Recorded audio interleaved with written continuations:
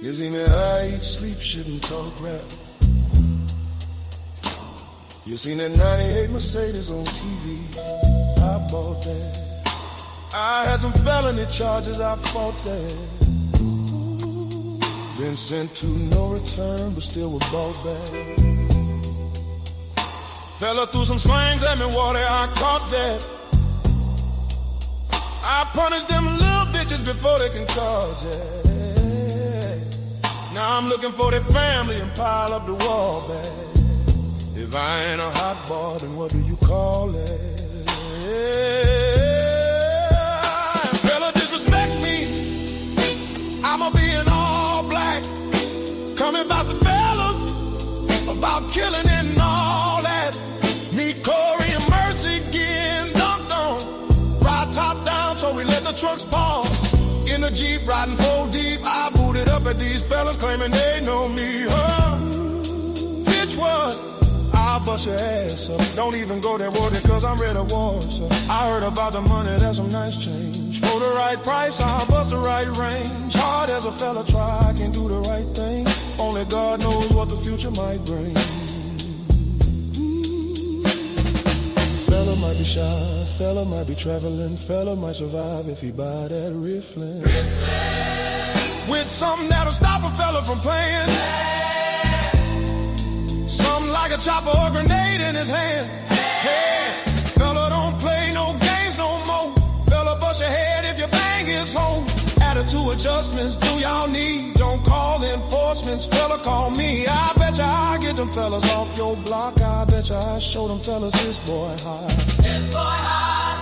Oh, alright, stop, cause I done had enough. When it comes to my pockets, I'm ready to bust. Baby, let me get the keys to the Rover truck. Man, let me get this beef shit over, bruh. Ain't no bitches here, I'm from the know ya, bruh. Bust your beef's head, cause it was told to us. How I'ma be running with these killers and backing down.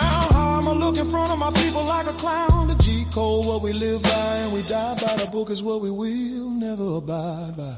Fellas drive by, getting loose, beefing with each other like a checkerboard and use up in Compton. Or the Watts fella up in New York and keep them open. Watch fella, for you play by hit or retaliation, or a fine young black female stallion. Give me the keys to your car, your medallion. You fall away from your home, use a heli.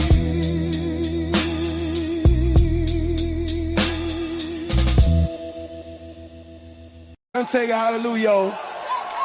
That's about everybody. We miss on the song a lot. Just make a man about it. This is called Tell Her Never Do.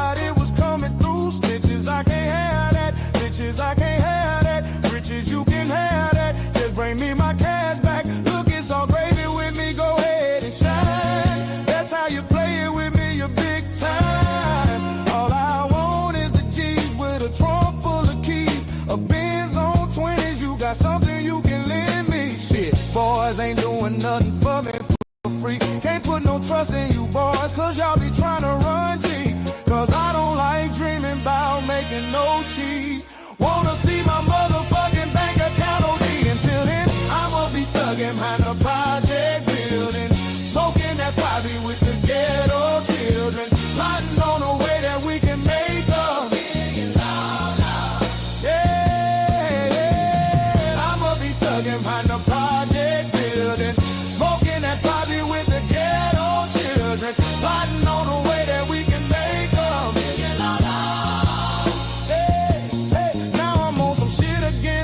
haters running like Gilligan. Hundreds I'm considering, flexing for $1 million. Catch it, hater, I'm killing them. They spot, but I ain't feeling them. My jacket off appearing them. Some will say it's numerary, partners in vocifering. Juvenile is different. Look at what I did to them. Boys wearing Reeboks instead of Nikes and Timberlands. Bitch hitters, I be tipping them. My Mac 9, it be flipping them. Some of these haters is trying to run G, so I be gifting them. They will do the same to me. Boys ain't no family. Shit is all a game to me, but nobody gon' handle me. 400 degrees, toting guns, running with me. No wonder we need more money one could receive. Player wanna deal with this Christ, I'ma put it open in his life. Never should I fuck with me right. Why you keep ducking me shy? I'ma knock your head off. Boy, tryna get to your fuck, tryna play it off. You made the beat, pussy, so why is you scared? If you mind your fucking business, then your life would be spared. I can't see it. Pussy try to make me out a bitch, I can't be it. I had this motherfucker crow with hitters like Free Nick. You probably can save yourself, but you can't save your neighbors. When my nine get to spinning around like a baseball player. Put on this potato on the end of my nine.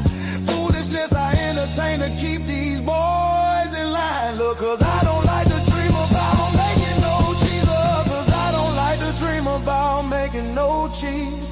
Wanna see my motherfucking bank account OD. Until then I'ma be thugging line a project building.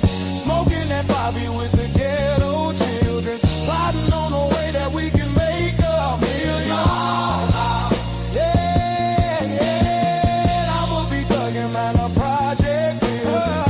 Smoking that Bobby with the ghetto children. Plotting on a way that we can make $1 million. Ask some boy about me. Bet them bitches know me. Magnolia head buster out that wild TC. I'm a young hitter. Look at what you done, hitter. You done made me mad. Now I'm gonna get my gun, hitter. Better watch your tongue, hitter. Cause I'm getting dumb, hitter. Kill one hitter to represent where I'm from, hitter. 3 things you don't ever do. Fuck with a man, exchange or his mama. You do that, you want drama. Fuck with a big timer for sure. You gon' see I'm out to. Which one of you boys want me? I'ma keep it real with you. You say you the man, I know I'm the man, and I'm ready to deal with you. I'm prepared for the toe tagging. Keep my Reebok strapped tight with my key ball sagging. Now I done rocked a couple of keys, and I done flipped that 2 times. I know I'm in a drought, and they gonna pursue mine. I got bills to pay, I can't be playing with you jokers. These youngsters something else, now you bout it, they'll provoke you. You can't understand how a hitter my age can hit the streets like the bustin' with the 12 gauge. But I don't like to dream about making no cheese in the future. Wanna see my fucking pockets OD. Until then I'ma be thugging on a project. Fucking that fire with the ghetto shit.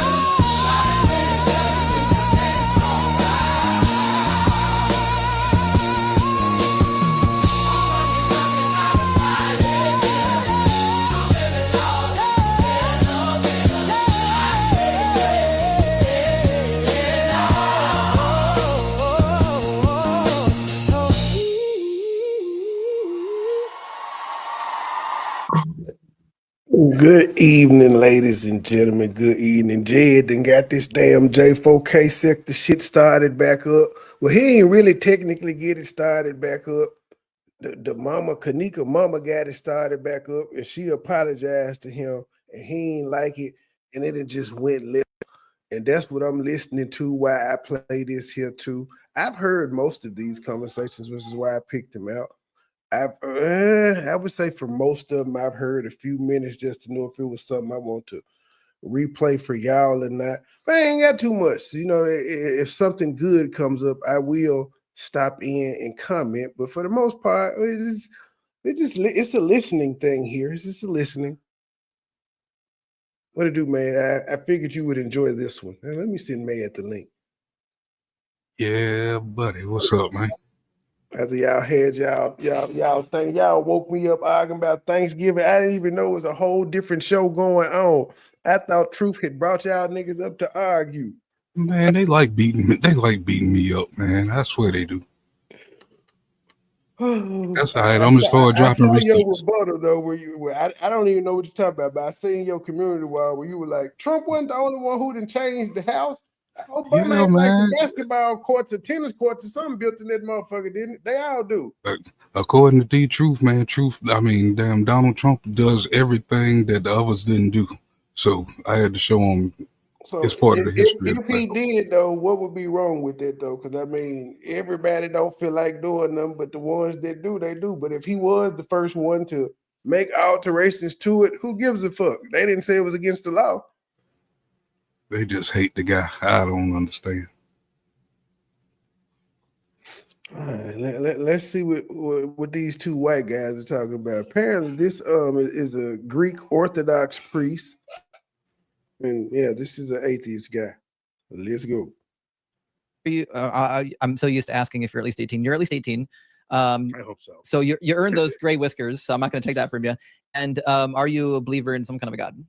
I'm an Orthodox Christian. Cool. And do you think that the biblical God is all good, partly good, or some mixture? No, I believe he's all good. Okay, cool. Do you think that God has ever done anything that is not good? No. Okay, cool.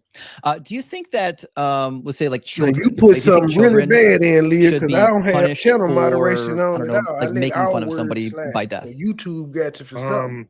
Depends on the circumstances. Can you elaborate? Yeah. I think that, for example, children making fun of, say, God in his presence to cause consternation among the public. I think if a child does that, it's horrific and kind of not the most realistic thing. But yeah, one could imagine circumstances mocking the dead in their presence. I mean, there are things where, you know, children would naturally not do that, but perhaps a child under the inspiration of the demons can. Sure. Then it would be okay to have the children executed. Well, if they were like seriously causing, you know, psychological damage among the community or something like that, or Children? I think if they're hurting people. Kids can, unfortunately, well, of course we should treat children good as they are, in a positive sense. But I mean, we can't deny the fact that even 5-year-olds have shot other people. I mean, like the potential for evil is still there in a child. It's just usually it has to be inculcated. You know, I mean, I hate to say it, but moral perversion. My nigga just said children are evil. That children are evil. Even though babies are supposed to be sin free and all that stuff, but children are evil. Fuck it. For example, that can be caused through abuse. So, you know, the fact that you just generically say children, it's not a cover. If a group of junior high students make fun of a pastor for being bald, would it be okay to execute them? I know what Bible verse he going to. You don't know. No, I mean, we're asking these things in a way that's emotionally slanted, but in reality, there can be situations where that can happen. Well, let's say that the pastor was like really emotionally hurt. Like he thought the kids were going to like him, and it turned out they're making fun of him because he's bald. Is it okay to kill him? Don't know. I mean, what we're going to have more certain. Like, I know that this is most likely some sort of reference to a religious text. So, you know, I mean, it's kind of, you notice I'm pretty old. I'm kind of past that gotcha thing. Well, it's not a gotcha. I'm just kind of curious. The reason why I ask like these hypothetical questions is because if I don't ask the hypotheticals first, then Christians will turn around and walk all over themselves and change their minds about things that are, you know, clearly ridiculous. So it sounds to me though like you're not going to do that because you're doubling down. You're saying no, it actually is okay to kill children. Oh yeah, absolutely. There's because one thing I've learned over time in debating with people is that in general most gotcha questions are emotionally derived. So they're for the audience to evoke shock. And it's okay to kill children. Interesting. It's okay to kill children. All right. Now that we know where his morality stands, let's see what else he has to say. So I'll roll right in. I said it's an all good God. I'm serious about it. Cool. So then what about babies? Is it okay to like execute babies? Not under most circumstances, of course not. But it is. You notice I don't make it universal. Is there a circumstance where it is okay to execute babies? Okay, so it's okay to kill and or execute children, just not babies. Okay, gotcha. Like when do you start? What age do you stop being a baby and becoming a child? Though we need parameters. What you say, man?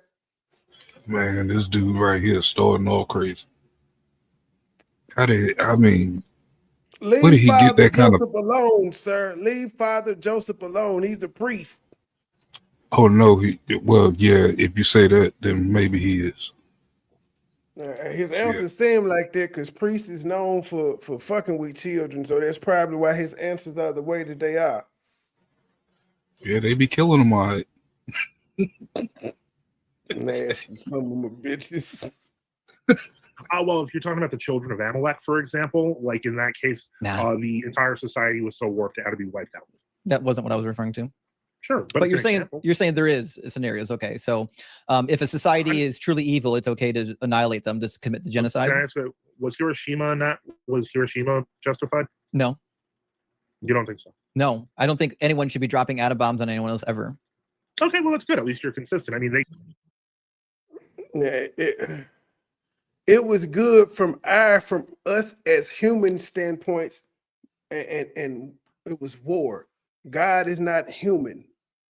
God don't have to engage in war because he could just flick his wrist and anything will happen. So trying to compare what humans did versus an all-powerful God is a bit of a stretch there.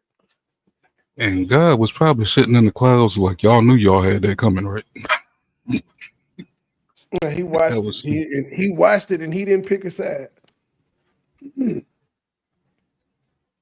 He did that because they wanted a quick end to the war, and there's obviously other reasons. But certainly, in a purely human standpoint, governments have made that decision, sometimes to great effect. Yeah, and I would I'm not saying obviously, it's right. yeah, obviously I would disagree with Governments those aren't governments. God, That's though. my position. Okay, so then what about the Egyptian babies? It was okay that they all died, Well, I mean, the yeah, firstborn. if God decreed it, I would say that he had reasons. And in many cases, forensically, we don't know what those reasons are.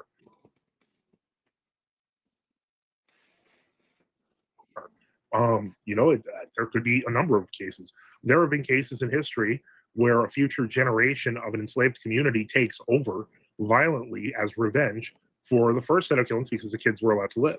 I'm not saying that's a good way to do things, but I am saying that repercussions can happen if you don't go with total death.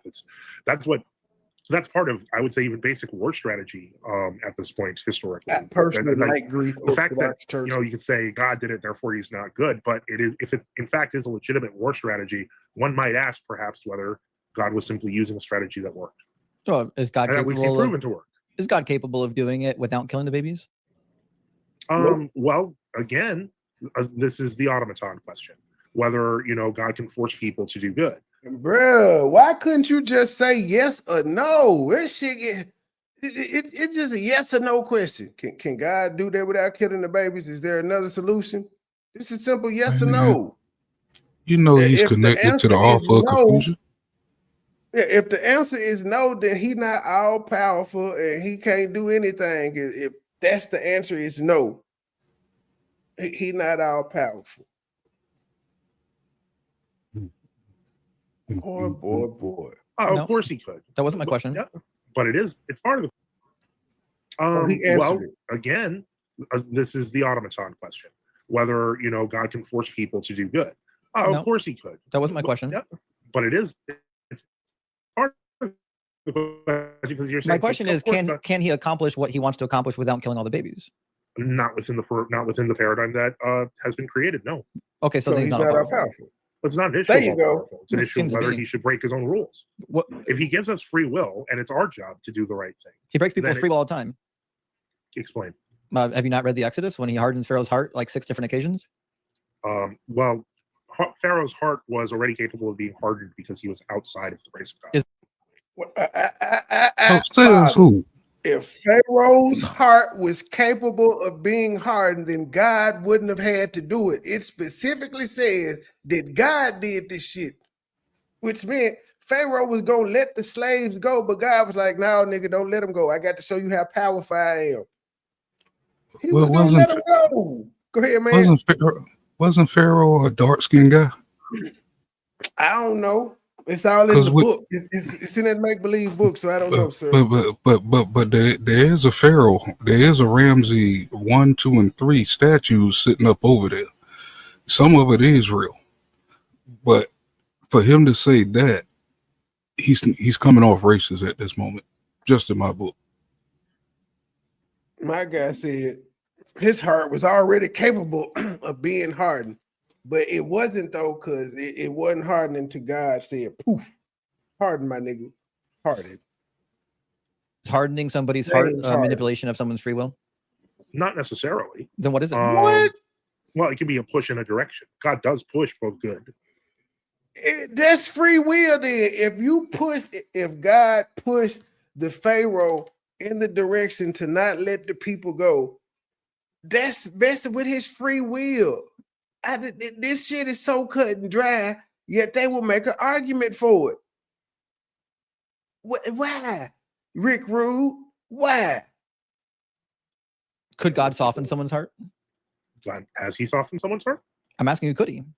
Well, I mean, but you know the text, I would say almost probably better than I do. So we know that God can soften and harden hearts. Okay. Is that a violation of free will? Yes. I don't think so, because if a person really wants to, they can change. Well, there you go. So then God could soften the hearts of people without killing the babies and get to the end goal. Well, you don't know that. We don't know what the actual historical circumstance was where that was done. Well, if the answer is no, then God's just not all powerful. No. Just no, a- that's Mary was assuming very This is God a does. definitional argument. This is how definitions work. Well, the problem is that free will allows us to do things that are not God's will. And so the point is, while God may influence us in one way or another, in general, he does not. I think that to me is standard Christian orthodoxy. I'm not exactly sure why that. Well, I guess if Well, Jesus says that nobody comes to the Father, or no one comes to me unless already drawn by the Father. Yes, and he also says no one comes to the Father except for me. So Right. it works both ways. Right. No, but my point is that people who come to the Father come because God draws them. Yeah, Is that a manipulation of free will? Yeah. I don't think so. That's a call, and people answer it. Right. But again, they don't come unless God draws them.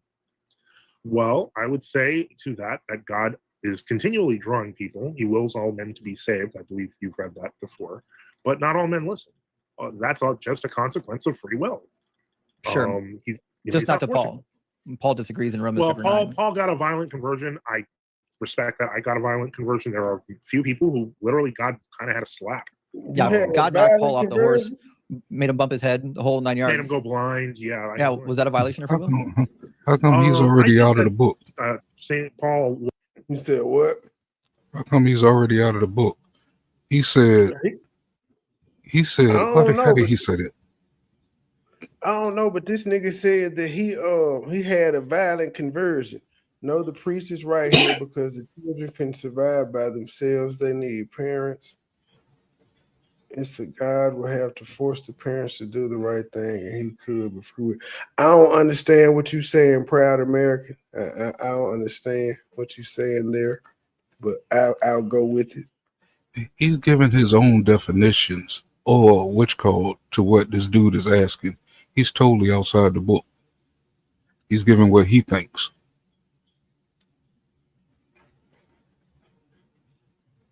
Father Joseph is interested. What he said was what I would say to that. When somebody say what I would say to that, you're already speaking from your own stuff. And you're supposed to be going off what God said, dude, not your own understanding, sir. It's supposed to be what God said. Amen. Pharisee, if you remember, he was witnessing executions and was okay with it, and thinking it was great. That God had to be a bit direct to him. So God can violate people's free wills. I think that he knows whose free will he needs to. Why can't you just say yes or no? Because you started off by saying he don't fuck with your free will. Now you saying he do it, but he know who free will to fuck with and who's not to. It's you still is saying he does what you said he didn't do at the beginning. So I don't understand the length of this argument. It could have been over with 2 minutes ago. Mess with and who will benefit from it. A bit direct to him. So God can violate people's free wills. I think that he knows whose free will he needs to mess with and who will benefit from it. Yeah, but you said he can't violate his own rules. Well, I said he wouldn't violate his own rules. Okay, so sometimes he does violate his own rules. Yeah, that's what miracles are for. Okay, so God can violate the rules. Okay, so then what prevents God from violating the rules? So when God violates his own rules, it's a miracle. I didn't know this, man. Did you know that? You learn something new every day. No, I didn't know that at all. Yeah, so the miracles that be happening is because God changed the rules. But God doesn't change. So how he changed the rules if he don't change? Did he give us that playbook? I don't think that's in the Bible, sir. I think this man is leaning upon his own understanding. Well, we need to get him in trouble with God. Like, where's our playbook? To bring about the goals that he wants without killing all the babies. Maybe he thought that they were. Maybe he realized that these people had become so deranged and that it would have been too much psychological strain on the rest of the world population. I have no idea. To let the Egyptian babies live? Yeah, like maybe they were just really horrible babies. But he left the Egyptians. The Egyptians are still there. I guarantee none of these people that call into this show actually pray to God that they get the answers and the wisdom and understanding and knowledge and all that other shit to be able to come on here and speak and save souls. I guarantee none of them ever do. Let me straighten out this other dummy. The Egyptians are not still there. These are some fill-ins. Don't be calling people names. We get on them about calling names. Don't call them names. What you call man? But he just said the Egyptians are still here. The Egyptians ain't still here. These are replacements. Dummy. That's the reason why they do what they do in that land, because they don't respect nothing about that land. Yeah, it's a they're transplant. The Egyptian is kind of like New York City. It's a melting pot. There's some original New Yorkers there, but a lot of the people have come in from other places. And at the time we supposed to be speaking about it was no mixture at all. They didn't play none of that, from my understanding. Well, we wasn't around, so we don't know. Yeah, human nature has always been human nature. If you're attracted to something, you hit it. That's how Cleopatra was able to get Caesar and Mark Antony in them. They was doing their thing. She was the last to fall, I believe. But at the times they speaking about, Egypt was 63rd. God dang it, you just ain't coming up on that motherfucker looking any kind of way. That was O-Block. I wasn't there. I seen and enough he only to killed say the firstborn. He didn't. Go ahead. I was saying I seen and read enough to say it's valid. Around a certain time, it was all Nubians. Kill the secondborn, the thirdborn, or the fourthborn. Well, but those would be different. I mean, I would guess different. Those are still somewhat different Egyptians. The firstborn and the secondborn is sometimes only a year apart. Okay, so basically, in that case, I mean, it may have just been a matter of scrambling property rights. I'm not sure. I'd have to look at it again. But just still imagine, there was a punishment God put out there. The Egyptians technically didn't do shit to God. The Egyptians didn't have slaves. The Pharaoh had the slaves. He enslaved the people. Yet every Egyptian was punished for some shit they didn't have a hand in. Their firstborn children had to die because of what? They didn't do shit. What did they do? How did they sin? They didn't even know this God existed. They didn't know this God. Pharaoh didn't know this God existed till Moses popped up. But they all got punished with death. The nigga that say thou shalt not kill was like, I want all y'all firstborns. It's crazy. I thought they was doing the killing before he came down the Nile.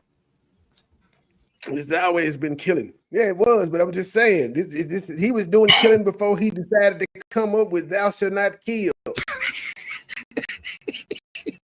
This is before the 10 Commandments, but after he slaughtered the firstborn of everybody, he was like, thou shalt not kill no more.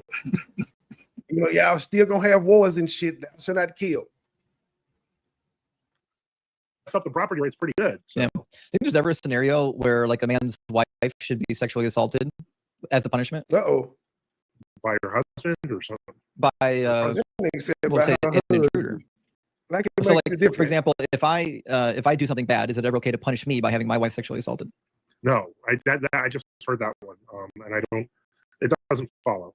Okay, that should never was happen. In theory, it shouldn't. Now there is the question of war, and I don't like this fact, but it is still a fact of reality. That many times people have killed a husband and will take the wife as booty. Unfortunately, that has happened. So, like, It shouldn't happen in war either, right? it's war. Violate But the war. question is should, not does. I'm saying should it happen? Yeah, in war? we should be honorable with women in war, absolutely. But Okay. Should God be honorable with women in war? God's not involved. He certainly is involved. All the wars in the Old Testament, God says, "I will deliver them into your hand." Right, but that's not you. I mean, people on the ground. Yeah, I agree. God says, "I'm going to deliver them into your hands." He says, "I go out and fight in front of you." Yeah, but he did not physically turn into a person and fight. He did. He didn't incarnate himself. No, I don't think he did. Yeah, the angel of the Lord. The angel of The angel of death. the Lord manifests and killed like 200,000 people. And I would assume that the angel of the Lord manifesting and killing 2,000 people wouldn't look like a person. Well, I But mean, he's the not- angel of the he's Lord is operating- described as looking like a person in the Old Testament. It's kind of irrelevant. Like if you believe that God is he's sending described as the two different angel ways. of the Lord to descend and fight on behalf of the Israelites, it's essentially the same thing. Like God can just send his emissary and bada bing, bada boom. Sure. So no one has to get raped. Well, I don't know. Okay, so let me tell you. Yeah, a You don't story, know though. a lot for But being let a me- priest. I'm gonna raise you up one card there because this God is all knowing, correct? Well, it depends on what part of the Bible you read. In Genesis, he's clearly not. Good. And Deuteronomy, he's not either. Okay, no, I'm not talking about your reading of the Old Testament. No, it's just- General Old Testament. it's and New just Testament absolutely belief is that true. God is. Okay, so you're saying God was never all knowing. No, I'm saying that it depends on what part of the Bible you read. It clearly in Let's- Genesis and okay, Deuteronomy, I'm there gonna- are things that he doesn't know, and he has to find try out. And he tells you, Let's "I have to try- find out." Let's try this a different way. Is it standard Jewish and Christian belief that God is all knowing? For Christians and most Jews, but not all Jews. Okay, well, I don't care about atheist Jews, or the freaky ones that believe in 12 gods or anything like that. The point is, it's a standard Jewish and Christian belief that God is all knowing. But that wasn't your question. Yes. The question was, what is it? If God was all knowing, and I said according to the text. I didn't say. Right, but I never. I don't finished the really care statement what people because- believe. It doesn't matter to me what people believe. Well, then why would anyone take your statements as relevant? Well, either? I because mean, what Christians and Jewish people believe about the text doesn't change what the text says. My belief But about the text is independent of what you believe about it. That's fine. But my point in bringing that up is that such a belief could, in theory, assume things like future bloodlines, future genetics that God would be aware of that humans are not. Right? Yeah, you have to assert But that. now into you the don't. Right? text. But well, if you believe in an all-knowing God, it's assumed. Oh, But I the agree. point If you is- believe in that, yeah. Right, but if you want to say there's 5 different ways in the Old Testament where I think I can prove God's a schmuck, you can do that too. But no one will care. The point is, they that certainly an do all-knowing care. God he may have a justification that may not be immediately visible. Right. Okay. So give me the justification for 2 Samuel chapter 12, when David is punished by Nathan the prophet for what he did with Bathsheba. Right. You remember the story? Yeah, that's the basis of Psalm 50. David repents. Psalm 51 in your book. Okay. So it says as part of the Now he punishment, put verse the 11, scripture up. I will raise up trouble against you from within your own house, and I will take your wives before your eyes and give them to your neighbor, and he shall lie with your wives in broad daylight. For you did it secretly, but I will do this thing before all Israel. What is this, dog? Thank you. Oh, it is. It's fruit by the foot. Now, the argument here is did God punish David for what he did? And this nigga here is just gonna argue up and down that God did not do this, even though it clearly says God is in there saying, "I'm gonna do this to you, bro, me." And he gonna argue up and down that God did not do this. This is what I'm saying. Like these conversations be so frustrating because it's like they ask me, "Where you go when you die?" I say, "I don't know." They see something like this. Did God punish David? No, he didn't punish David. What do you mean? He didn't. Well, let's read the verse. But no, he didn't punish him. No, he had the men do it. What? It always be some type of loophole. But you be amazed because he said it was no assault on women or men. But if you go read deeply enough, you know what I'm saying, when it come down to the Roman, the crusades that they did, you know what I'm saying, as they took down the ops, They was assaulting dead corpses on the ground. You know what I'm saying? All In, types of shit. in the name of God, Them in the folks name of said, Jesus. you gonna accept this religion or you gonna die. And most people chose to accept the religion rather than die. That's what it was from the get-go. Constantine made it that way. Get down and lay down. In broad daylight. And I assume you think that was a befitting punishment for the women to be sexually assaulted? Well, again, and once again, when we're talking about, like, you know, why don't you just say no? Post-Christian societies, women were often seen as property, but more importantly, they accepted their role as that. So they would have been much more passive at the idea of being just taken away. But God was okay as with to whether them that's a being befitting treated as punishment property, for though. It was his rules. Prophet David.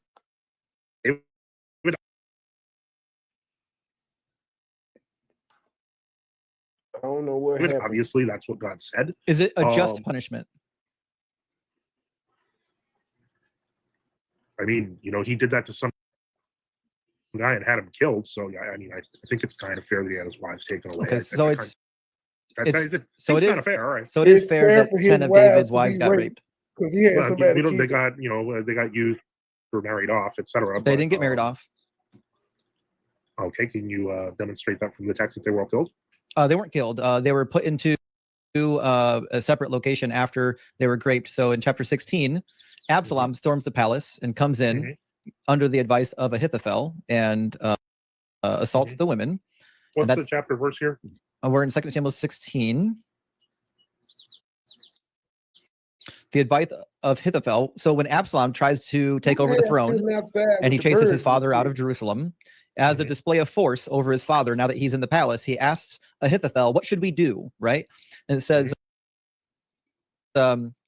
Ahithophel said to Absalom, go into your father's concubines, the ones he has left to look after the house, and all Israel will hear that you have made yourself odious to your father, and the hands of all who are with you will be strengthened. So they pitched a tent for Absalom upon the roof, and Absalom went into his father's concubines in the sight of all Israel. So, well, you said wives earlier, so these were concubines, right? Concubines are wives. Not exactly. They are according to Exodus 21. They're higher status sex slaves. You're making it worse, not better. They didn't deserve to be raped, nigga. No, I mean you're the one who used the shocker claim that, you know, people taking wives, but the truth is they were concubines. Doesn't matter what you call them. What happened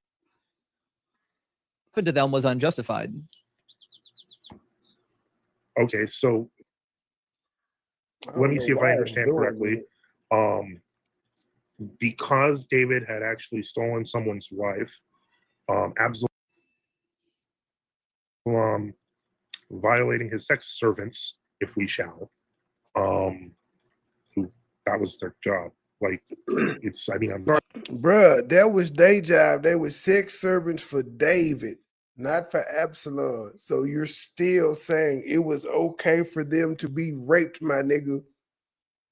They ain't signed up to be raped by Absalom.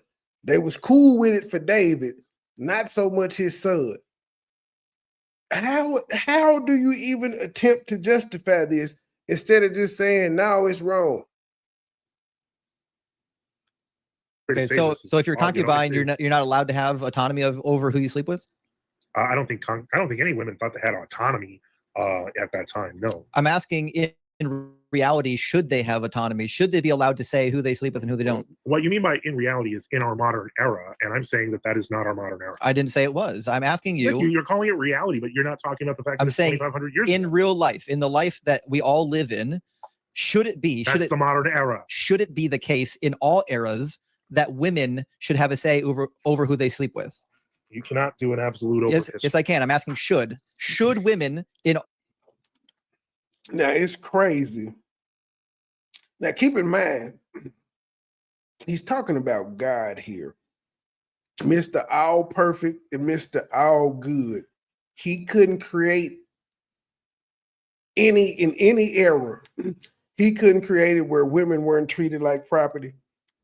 So this was under his rules and his word, because he gave how to treat slaves, how to take more than one wife. He gave rules for all this shit. And at no time did he ever think to treat women as equals. ever. But as far as we know, this only showed up after Moses. Who loved the Lord the most, though, man? Men or women?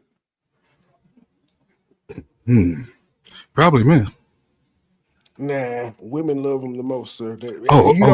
You do not hear one man going around saying Jesus is the only man I need. You've never heard it. You don't even heard gay niggas. Yeah, I do. But they be You don't having even heard gay wet niggas curls say. in I their ain't head. never heard a man say it. I done heard women say it. I ain't never heard a nigga say they don't need nobody but Jesus. Never. Oh yeah. As far as today, yeah, it's definitely women. I thought we was talking about back then as far as what they was talking about. But yeah, today, yeah, this is the women. Boy, they be freaking for Jesus. He love the Lord, but the Lord don't love them. Second-class citizens. All time periods be allowed to say who sleeps with them. Okay, and you want to apply universal across all eras, correct? Yeah, this is easy. This should be a knockout for you. All you have to say is yes. What's the yes? I'm just waiting for a yes that women should have autonomy over their bodies in all time periods. That's historically untrue. I know it's untrue. I'm asking about should. I'm not asking about if it actually happened. Why are we doing It's untrue in an era where God has always existed and could have changed this shit. Questions over history? Because the ought question is important when we're talking about the morals of the God who is timeless. I get it now. Okay, I don't think you do get it. Yeah, I kind of do. Like, autonomy didn't exist 2,500 years ago, therefore God bad, right? Well, God is the one that caused it to be that way, according to the book. So the question is whether or not it's ever just for God to punish 10 of David's concubines for having them sexually assaulted. Should that ever be considered a just punishment? Let me see if I understand correctly. There is an assumption here that concubinage was not common among all societies at the time. That's not my assumption whatsoever. But if you include that assumption, then that is on the table for God. That's not my assumption.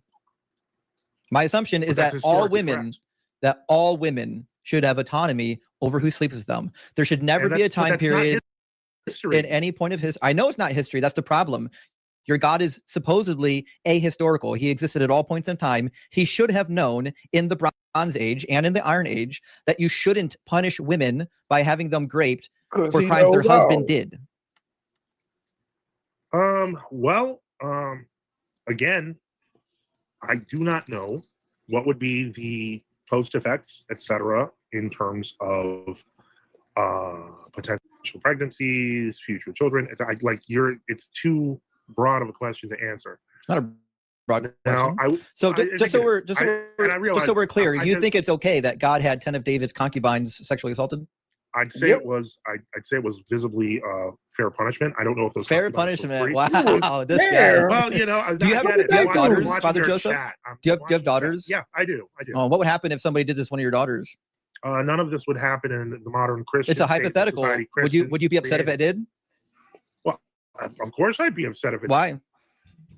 That's kind of it's kind of. He says it's not. Why? Why would you be upset? Because I wouldn't want Then he says none of this would happen in modern times, sir. Women are still raped in modern times. People still kill people and say the God told them to do it. People also kill people and say the devil told them to do it. So this shit would still actually happen in modern times, sir. Nigga, other religions still have mercy killing, sir, where they kill family members on behalf of whatever deity they believe in because they bringing shame on the family. Stop it. This wouldn't happen in modern times. Oh, so crime just stopped. Don't nobody rape no more. All right. My daughters to be hurt. Because it's unjust, right? Well, yeah, I'm assuming they were innocent. Is it ever just to punish innocent women for crimes they didn't commit? Again, we're not talking about an autonomous society. You're trying to create absolute. You're right. Yes, because justice has a firm definition. Justice is the idea that the people who commit the crime receive the punishment, and the people who don't commit crimes don't receive punishment. So the idea of justice is timeless. It doesn't matter what time period you live in. So all you're saying is that you're okay with the God of the Bronze Age being unjust. That's what you're saying. Well, what I'm saying is I do not, once again, understand the mind of God nor the circumstances. However, do we know what happened to the concubines afterwards? Yep. What happened? They were placed in a separate home because they were defiled and they lived out the rest of their days in solitude. Okay. Chapter 20. Maybe that was better. Maybe that was better than living under David. I don't know if it was better. The question is whether or not they You should have don't been know. sexually You assaulted. don't know. That's my point. Not you're focusing on The question is whether or not they should be sexually assaulted. I didn't. If first off, no. God merely wanted to put them into a safe house, he could have done that without having them raped. Once again, we're Oh, placing put on- moral judgments. Man, he getting his ass whooped. Father Joseph, are you credentialed? Are you like a real priest? Nope. I am a real ordained priest. I don't understand what the relevance that has, but sure, if you want to call me Joseph, you can. I mean, your name says Father Joseph. No, but you can call me Joseph. You don't respect that. I mean, you were a pastor, right? I'm not calling you ex-pastor Doug or anything. I'm just saying it's in your title. I'm just using what's in your title. Okay. Would you like me to change it? No. So you're a Greek Orthodox. Did I hear you Greek Orthodox pastor? Or priest? Orthodox Christian, sure. Yeah. What's the point of that? I see your chat. They're calling me all sorts of names, and it's fine. I'm really okay with it. What's the name of your church? Why? Just curious if they might want to see this video. Well, they can. What do you mean if they might want to see what video? You're a defender of the faith. They should see this video watching you defend the faith. This is going on my channel.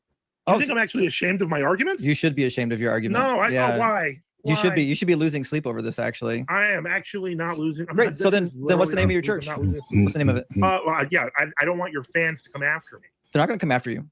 I don't know that. I don't know what kind of great. Once you don't want him to see this then. No, I'm putting it on my channel. But he's not protected by the Lord. I don't know what kind of crazies you got. What's the name of your channel? NFTU. The name of your channel is NFTU? Yeah, it stands for Notes from the Underground. It's the same as the name of my blog. Okay, so the name of your YouTube channel is Notes from the Underground. Guys, make sure you mark that down. NFTU. It's NFTU True Orthodox News and Apologetics. Fair enough. Guys, make sure you track down this guy's YouTube channel. We'll catch up with him later and make sure we take care of business. Anyways, listen, Father Joseph, I had the way you said that. I had a delightful time talking to you and letting you tell me how despicable of a human being you are and how you actually don't think that's great. That's awesome. How you don't think that women should have autonomy over their bodies and it's okay to kill babies, different things like that. It's really eye-opening for everyone here. And trust me, we'll probably find a way to make sure that your church sees this video. So just, most likely going to be the case. Well, there's a POSFF for you guys. Look at that. The serpent brain says effing Sun Tzu over here. Thanks for the super chat. Also, Logan, thank you for the 1999 super chat. Big W Logan says Christians out here defending God, punishing like the mafia or cartels would as a good thing. It's crazy to me that somebody will get on a live stream and defend that kind of nonsense. That's unfucking believable. And he is an ordained. They can't help it, sir. They cannot help it. Priest. He's an ordained priest. The guy has followers. There's people in his church. I remember doing this shit too. What was there we before? Need more of that guy. This is right. I hadn't heard this one. That's the whole point of science. No, but that's the whole point of science. I hadn't seen this one, but I heard about it. This one was about a week or two ago when they did this. Oh man, he is stupid too. I hope Pierce get him. No, Pierce is going to lose this one, sir. Pierce believes in God. He's going to lose this one. Oh. What was there before? Damn, Pierce. We don't. I keep telling people, Mike, the majority of the smart people, they don't believe in God. The majority of the pharmacists, scientists, doctors even, they don't believe in God. They've done too much education and stuff to, they don't do it. They seriously don't. Not saying they don't exist, but in these fields, the believers are the minority. True that. Right. So here's it's my okay point. to not know. That's the whole point of science. No, but the whole point of science is go where you don't know the answer. That's why I believe in God, because there has to be a superior thing out there which can answer that question. The human brain cannot answer it because they can't, because nobody knows the answer. Therefore, there has to be, does there not logically, a superior thing which can answer that question? Yeah, so that's not an invocation of logic. That's an invocation of what philosophers have historically called the God of the gaps. The God of the gaps is, you look at where science has yet to tread, where science has yet to figure out, and you say, wow, that's mysterious. I don't know how that works. God must have done it. And by the way, for you to feel this way, there's a long, storied history of people thinking this way. Ever see someone so thoroughly dismantle an argument that the other person can only sit there in stunned silence? Which called Pierce already lost. I see it in his face. Tyson takes on Pierce Morgan's. Well, he lost when he said, "That's why I believe in God, because God give me answers that can't nobody else." But he don't really give you answers, though. He don't. Now, I'm not going to say all the ones who believe be this way. There's some very knowledgeable folks that bring up some good arguments that believe. You know what I'm saying? But if you haven't did enough studying or broke down a lot of stuff, you're not going to. Ask God if heaven or hell exists and let me know when he answer you back. I don't need you to tell me what the Bible said or what your pastor said. I want to know what God told you. Ask God if heaven or hell exists and come back with the answer. Ain't nobody gonna do it. Because your mind is in both places. Boom shakalaka. I want God to tell them no. Yes, it exists, or no, it don't. Because he said that's what God is for. God is there for answers that humans can't give. Humans can't really give you the answer because we don't know. All the people all these people that say they done been hunted by demons and spirits and all that shit's real, but they ain't never said my kinfolk and came back from the grave and told me straighten up. They ain't got one of these. Hell real. We don't have one of those testimonies. I ain't lying. Came up out the ground dancing like Thriller in the middle of the street. Never seen it. It can be from anywhere. They can come back and be like, man, heaven's so nice, boy. You on the right path. Keep it up. Nobody has these stories. Motherfuckers had a near-death experiences and they saw a white light and all that, but they've never been visited by somebody that they know has died and has told them heaven or hell is real. It hadn't happened. So do you think that started with the rising? The Easter, 3 days after when he rose. So do you think it started from there? I don't. That's the only time somebody was supposed to raise from the dead. Well, no, Lazarus. Remember, he rose Lazarus from the dead. True. Lazarus had been dead for. Lazarus should have been decompositioning by the time Jesus got to him. That's that Thriller. God must exist because we don't know everything argument, and it's absolutely beautiful. Drop a comment and let me know where you're watching from, because what you're about to witness isn't just a debate win. It's a masterclass in how to use logic, history, and scientific thinking to expose one of the oldest and weakest arguments for God's existence. Watch till the end because I'm breaking down why this argument is so powerful, why the God of the gaps fallacy has been shrinking for centuries, and what it means when you build your faith on what we don't know instead of what we do know. Tyson's not attacking religious belief here. He's attacking lazy thinking that mistakes ignorance for evidence. When you're done, smash that like button if you think Neil deGrasse Tyson just delivered one of the greatest rebuttals in debate history. Subscribe for more content breaking down intellectual debates and logical arguments, and tell me in the comments. Do you think the God of the gaps argument holds water? Well, you know what? Or did Tyson just expose its fatal flaw? It's still Pierce Morgan. Let's discuss. Let's get into it. You're an atheist, right? Is that right? I don't use the title because if I said it, people then assume things about me to be true that are not. Okay. And so I realize I have to put some distance. Yeah, because typically when you say you're an atheist, the first thing people go to is you worship the devil, and then you have to be like, I don't believe in the devil neither. Genius. And guess what I tell them? They'll punk bitch, get the fuck out my face. Nah, because that's the dumbest thing I ever heard. I just remind them, so look, all these characters you talking about, they come from the same book. So no, I don't believe in the devil or God, and I don't worship either. Between me, but I find myself unconvinced by any God that has been described to me as being in charge of anything. So how do you think we all got here? How did it all start? Well, I follow the lines of scientific evidence, and we know about evolution. We know about genetic commonality among all life forms on Earth, plant and animal, and fungal. And so this comes to us from very hard work invested in the biological sciences. You add some of that to the geology and astrophysics of the early solar system, and we go from raw ingredients drawn from the periodic table of elements, forged in the hearts of stars that are everywhere in the universe, by the way. The ingredients of life, hydrogen, carbon, nitrogen, oxygen, they're the most common ingredients in the universe. And for life to be based on them, is it tells you that life is highly opportunistic. And in the early Earth, we went from organic molecules to self-replicating life. We still don't know how that happened. That's a biological frontier with top people. So what was this? Here's my Other question. things, we don't know what was around. Here's my question for you. If I was Merlin, this is what I'd be asking, right? Let's assume you're Merlin for a moment. Merlin, what was there before nothing? We don't know. Right. So here's my point. To not know. That's the whole point of science. No, but the whole point of science is go where you don't know the answer. That's why I believe in God, because there has to be a superior thing out there which can answer that. What was there before God, nigga? How did God get here? You don't have an answer for that. You'll accept God just always has been here. He's just always been here. You'll accept that, but you won't accept the word. The earth has always been here. The world has always been here.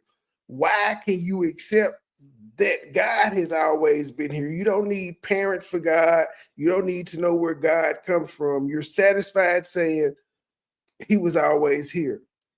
So why wouldn't somebody from science say, we was always here, shit always existed? You don't accept it. That's crazy. You accept one but not the other, even though both of them are wildly crazy. They both sound equally as crazy, because you still don't get to how God got here. That question. The human brain cannot answer it because they can't, because nobody knows the answer. Therefore, there has to be, does there not, logically, a superior thing which can answer that question? Yeah, so that's not an invocation. Let me know when God answers it. Of logic. That's an invocation of what philosophers have historically called the God of the gap. I'm just saying, man, just help me out here. Because Adam was the first person on the earth, right? Mm-hmm. Okay. Yeah, I'm right here. And Adam had 2 kids, right? Cain and Abel, correct? Yep. Okay, so why isn't Adam or his offspring considered the father of all nations? Why is some niggas hundreds of thousands of years later considered the father of all nations when Adam was the first one, and then he had offspring whose offspring had offspring? Because Adam and his kids were the first colonizers of that generation. They didn't belong nowhere. That's why Adam and Eve was running around in the jungle naked and shit. Yes, they was naked because they had to put a leaf over the hide because God walked up into the garden. You know what I'm saying? But These they folks still had should nothing. be the father of all nations. They give it to Abraham, if I'm not mistaken. Abraham's sons, but Adam, who is the first nigga ever, he's the first person to skeet. He the first nigga to bust a nut. He ain't the father of all nations. That don't make sense to me. They had a lot of firsts. Remember, Abraham was the first Hebrew. He came from out of the middle of the fucking desert into a fucking village. Talking about he's the first Hebrew. How would it sound if you walked around talking about you was the first Crip? You just pop up out of nowhere and somebody shit like I'm the first Crip. Religion didn't exist. It should have only been one God back then. It should have been only one God, and that God had interaction with Adam. So I don't understand how all these other gods popped up when they had Adam and his Eve was there. Eve got punished so she could tell motherfuckers, oh yeah, God real. This nigga did this to us. Cain was there. Well, Cain killed Abel, so Abel was gone, but Cain still had to wander the earth. That was his punishment. So Cain should still be alive to this day, just wondering. And he would be able to tell people, oh no, this is so. I don't understand where all these other gods came from when the first 3 people on earth had direct access with this nigga, and they word of mouth should have been strong enough for everybody. I don't know. Around that time, it should have been they were still doing the Horus thing or the Heru or something along that line. They was praising the golden calf when Moses was around. I don't know. It seemed like it switched up every couple of thousand years or so. But where did the people that were worshiping the golden calf, where the fuck did they come from? They didn't come from Adam and Eve. How the fuck did they just appear? They was already there. It's part of the Not in the Bible, sir. They're not there in the Bible. which called they are spoke of in the Adam and Eve story when the two kids, when one of the kids killed Cain and Abel, when Cain killed Abel, and God came back into the garden and wanted to persecute him and push him outside the garden. Where they come from? No, they was already there. But where? How? Which called we don't know. We only going by the story they gave us. Adam and Eve was the first two people, but when their son was supposed to get kicked out of the garden, he was scared of the persecution on the outside of the garden. How is that possible when it's only supposed to be 4 of y'all at this time? And we can't forget about Seth. I think he had another son, Seth. So, I don't know. There's some other people telling. That's why our black folks need to really look into this story and stop believing the book. Go look into our story and you'll see where somebody came into your story. Nah, bro. And this is Adam and Eve. I still need to know where these people came from and when did God create them? Because he said he made Adam and blew breath into his body. He ain't say he made no people prior to that. We don't know where they came from because we looking at the invaders going in, stealing the story that was already on those walls and putting themselves into it. You still when they didn't the story. All that shit fake. The story fake, bro. All I know is that I know the story is fake. Listen to what I'm saying. If it was already writings on the wall at the time of Adam and Eve, when they came into that land and the people after them came into that land of them, you know what I'm saying? They put themselves into the story already on the wall, and that's what we're getting right now. We don't know who was really there. You know what I'm saying? That part has been erased, and they inserted themselves into that spot. That's how we getting Adam and Eve and stuff all through this. They inserted themselves into something that was already ongoing. If that makes it clear. No, nigga, you is adding the Egyptian twist to the story. It's all fake. I'm not adding the Egyptian twist. If that was the land right outside of where they was from, and you know what I'm saying, if they in that region and they can, I'm pretty sure they can see the pyramids and stuff at this point. No, the pyramids might not have been created yet. Adam and Eve is fake, bro. I know Adam and Eve is fake. No, according to the Bible, the pyramids existed. The pyramids existed during Moses' time. Because the Pharaoh built monuments and shit of themselves, so they would have existed. Moses and Adam and Eve, when they put Adam and Eve in, this is talking about 6,000 AD. Moses is more like, I got this in my notes, it's more like 1700 AD. So we talking about at least a 4,000 year time frame. I still want to know where all these civilization of people came from when Adam was the first nigga, according to this book on Earth. These were the people who was here before the last flood. The last flood that happened at 12,000 years ago. These are the people that was left over from that flood. Stay inside the parameters of the book. I know that, but a lot of people don't have this information and look only at the book and don't look at no other information around the book. You going outside the parameters of the book, and the parameters of the book, where did these other motherfuckers come from? Where did these other gods come from? Because it should have only been one person on earth, and that one person who was here first, and then his wife, and then his sons, they got severely punished for their sins. So they word of mouth should have been enough, because everybody would have known them as being the first motherfuckers on earth. But see, that's where Pierce is stuck at. And then guess what? After the devil tricked them niggas into eating the apple, he didn't bother humans no more. He just went on, but he didn't fuck with nobody.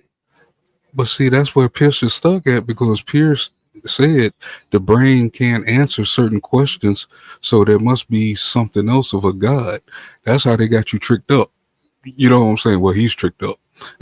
You know what I'm saying? He's not thinking outside of that realm. He think this is the only book and this is the first book. You know what I'm saying? And nothing else before that. Like it wasn't 300,000-400,000 years of Homo sapiens running around this motherfucker. You know what I'm saying? So that's him.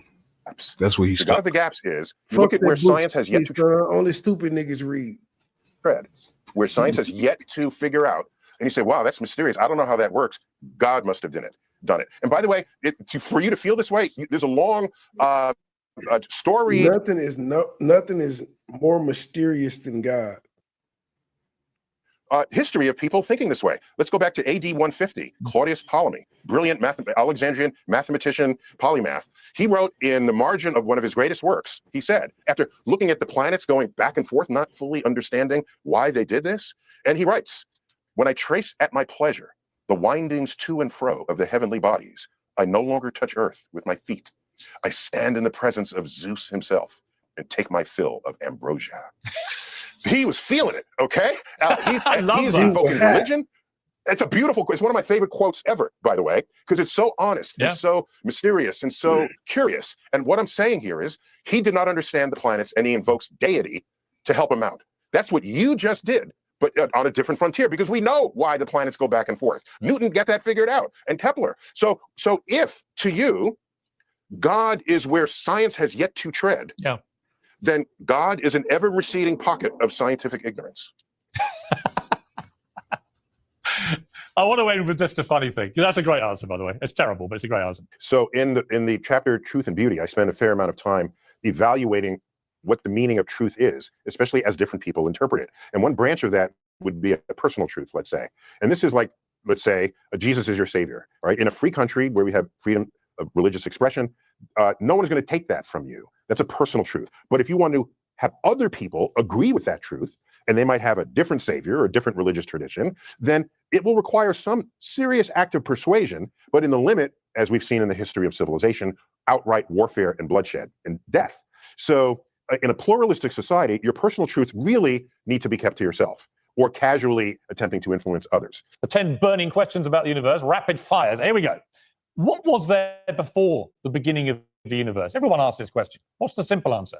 Oh, I'm delighted I can respond to you. We don't know. But we got top people working on it. Okay. You know what? There may have been a multiverse. I like that. I like the honesty. So we genuinely don't know. People just don't know, right? We don't know. There might have been a multiverse that's birthing universes, and we're one of them. But that just pushes the question one step further before that. What was around before the multiverse? So we just don't know. It's a frontier question right now. Now, I know you're an avowed atheist. How can you be so certain that there is no supernatural, godlike entity out there, given that we know so little? Well, first, I don't count myself among the ranks of avowed atheists. And I'll give a fast example. Why? A friend of mine went, on the space shuttle, and on my Facebook feed, I said, Godspeed to the space shuttle astronauts. And then in the comment thread, it said, I thought you were an atheist. How could you possibly say that? And so the fact that I gleefully said that, and atheists complained about it, clearly I'm not an atheist. Okay? What are you? My favorite Broadway musical of all time is Jesus Christ Superstar, which I saw in real time in New York City. And I don't know that atheists can, so I don't. So is there a God then, Neil deGrasse Tyson? I'll be about to have breaking news. I don't know. Is there a God? Okay, so I will tell you is that there are a lot of unknowns in the universe, but just because there are unknowns does not mean there's a deity in the unknown. If you're going to assign a deity to that which, it doesn't mean there isn't. That's correct. So you're more of an open mind about this, right? Everyone should. If the unknown is the unknown, but the track record of people saying God is behind this, and then you add a little science to it, and you find out that we can completely explain it and control it, then the history of that exercise is so rich with science discovering the unknowns that were previously ascribed to deity, like lightning bolts and weather systems. There was Poseidon, there was Zeus, just look at the history of this. I'm not given reason to say we're going to find something, God is going to be at the center of that, and there'll be no science to apply. I'm going to look for the science first, because that's how the history of this exercise is. Neil deGrasse Tyson's response to Piers Morgan isn't just devastating, it's surgical. He doesn't attack Piers personally, doesn't mock his beliefs, and doesn't even raise his voice. Instead, he does something far more effective. He exposes the fundamental logical flaw in one of the most common arguments for God's existence. And he does it so clearly that there's simply no way to recover from it. Let's break down exactly why this worked so perfectly and why Piers had absolutely no comeback. The setup. Piers Morgan's classic mistake. Piers makes the argument that billions of people find intuitive. We don't know what came before the Big Bang. We don't know how life started. The human brain can't answer these questions. Therefore, there must be a superior being, God, who can answer them. On the surface, this feels reasonable. It appeals to our discomfort with mystery and our desire for ultimate explanations. But Tyson immediately recognizes this for what it is, the God of the gaps fallacy. and he's about to explain why it's one of the weakest arguments you can possibly make. The devastating reframe. Tyson's brilliance is in how he reframes the entire conversation. Instead of getting defensive or arguing about whether God exists, he shifts the focus to the logic of the argument itself. He says, if God is where science has yet to tread, then God is an ever-receding pocket of scientific ignorance. This single sentence destroys Piers's entire position. Here's why. Piers is essentially saying, I don't understand X, therefore God must have done X. But Tyson points out that this creates a God whose domain is defined entirely by what we don't yet know. And here's the problem. That domain keeps shrinking. Every time science answers a question that we previously couldn't answer, God's territory gets smaller. This means Piers isn't building his belief in God on a foundation of knowledge, he's building it on ignorance. And ignorance by its very nature is temporary. It's a losing bet. Watch Piers's reaction throughout this exchange. He tries several times to push back, but he has nowhere to go. Here's why. First, he can't deny the historical pattern. Lightning really was attributed to gods. Disease really was attributed to demons. Planetary motion really was attributed to divine intervention. These aren't Tyson's opinions. They're facts. Second, he can't argue that this time it's different without special pleading. Why would the Big Bang be fundamentally different from lightning or epilepsy or planetary motion? What makes this particular gap special? Piers has no answer because there is no principled answer. Third, he can't claim science will never figure these things out without making an unfalsifiable prediction. How does he know science won't eventually explain the origins of the universe? People said the same thing about dozens of phenomena that we now completely understand. The best Piers can muster is there has to be a superior thing which can answer that question. But Tyson's already shown why there has to be is just emotional discomfort with uncertainty dressed up as logic. It's not an argument, it's a feeling. The deeper lesson, faith versus scientific reasoning. What makes this exchange so important is how it illuminates the fundamental difference between personal faith and scientific reasoning. Tyson is extremely careful throughout to distinguish between these two things. He explicitly says that if Jesus is your savior, that's your personal truth. And in a free country with religious freedom, no one should take that from you. He's not attacking faith itself. He's attacking the specific claim that gaps in scientific knowledge constitute evidence for God. One of the most powerful moments in this exchange is when Tyson repeatedly says, we don't know about what came before the Big Bang. Piers seems to think this is some kind of admission of defeat, but Tyson flips it completely. We don't know isn't a weakness in science. It's a strength. It's the starting point for discovery. It's intellectually honest. It means we don't have enough evidence yet to reach a conclusion, so we're going to keep investigating rather than making something up. Compare this to the religious approach Piers is advocating. We don't know, therefore God did it. That's not an answer. It's giving up. It's slapping a label on our ignorance and pretending we've solved the mystery. And worse, as Tyson points out, it's a conversation ender. If God did it and that's your answer, where do you go from there? You stop investigating. You stop asking questions. You stop trying to understand. Science says, we don't know, let's find out. Religion, at least in Piers's formulation, says, we don't know, therefore God, conversation over. One of these approaches has led to antibiotics, space travel, and our understanding of the cosmos. The other has led to exactly 0 new discoveries about how the universe actually works. Tyson also does something brilliant when discussing what might have come before the universe. He mentions the multiverse hypothesis, the idea that there might be multiple universes and ours is just one of them. But then he immediately acknowledges, but that just pushes the question one step further back. What came before the multiverse? This is intellectual honesty in action. Tyson isn't pretending the multiverse solves everything.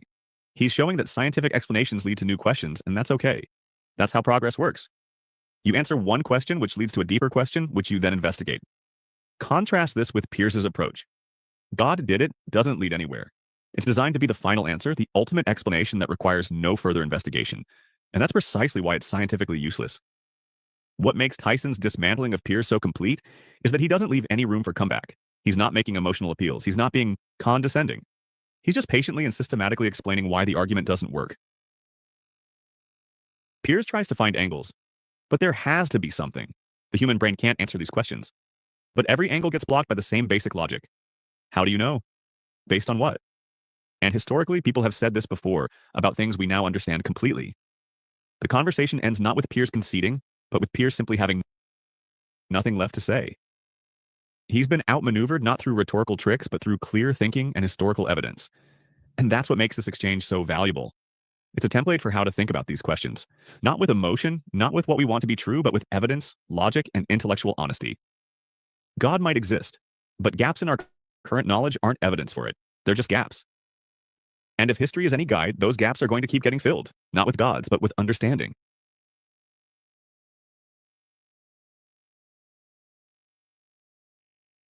Exodus, you have God hardening Pharaoh's heart on purpose and then punishing Egypt for the very hardness that he caused.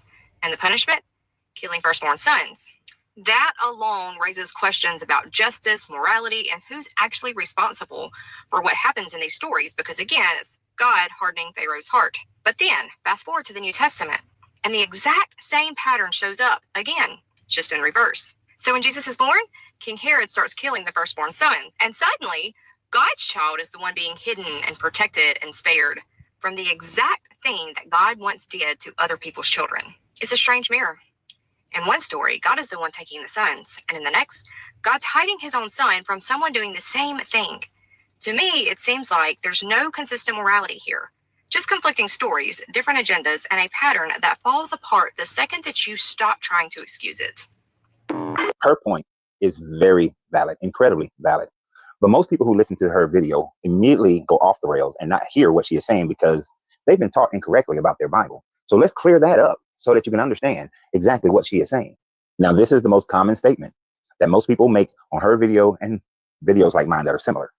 That's a blatant lie. God punished Egypt because Pharaoh told Moses he would not free them like 10 times. Remember, Pharaoh was murdering all the firstborn of Israel at birth and keeping Israelites as slaves. You left all that out on purpose because you are a liar. Okay, is that true? And I'm gonna keep this statement up here so we can break it down. He said that God punished Egypt because Pharaoh told Moses he would not free them like 10 times. This is in reference to the hardening of Pharaoh's heart, according to what she has said. And many Christians don't understand that it was not Pharaoh's hardened heart on his own, but it was the God of the Bible who hardened Pharaoh's heart. In this wonderful world of AI that we live in, all you have to do is a simple query. What verses states that God hardened Pharaoh's heart? And your answer will come up with this and say that several verses in Exodus state that the Lord hardened Pharaoh's heart, including Exodus 4:21, 7:3, 9:12, 10:1, 10:20, 10:27, and 11:10. Those are the time frames All in Bible Exodus. where it says that God hardens Pharaoh's heart. And all these time frames, well, the first few time frames happened before Pharaoh hardened his own heart. It says this contrasts the other verses where the text note that Pharaoh hardened his own heart, Exodus 8:15 and 8:32, or that his heart was hardened, and that's 8:19 and 9:7. But we see before, if you read Exodus and you read Exodus 4:21, this is Moses talking to God before he actually gets to Egypt, and this God says that he will harden Pharaoh's heart before Moses even get there.